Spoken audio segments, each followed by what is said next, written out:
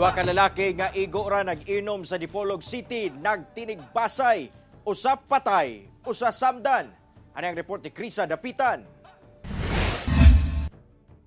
Dead on the spot ang 34 anyos nga lalaki human kini gitigbas sa igsuon sa iyang kanhi live-in partner nga usa ka 36 anyos nga lalaki sa Linabo Peak, Barangay Lugdungan, Dipolog City pasado alas 3 sa hapon adlang Huwebes.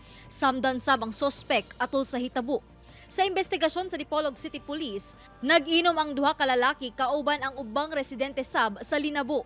Sa ilang pag-inom, nahisgutan kuno sa biktima nga dunay laing lalaki ang iyang kanhing live-in partner nga mo'y igsuon sa sospek. Nasuko matod pang sospek tungod daw giakusahan niini ang iyang igsuon. Dito sila nga issue nagkainitan hangtod ang isa is nangulam og sundang dito sa ilang silingan. Then ang isa ni ulipod. After that, nag-abot sila dito sa ubos, dito sila nagtigbasanay. Accordingly, ang suspect nauna na nigbas dito sa victim.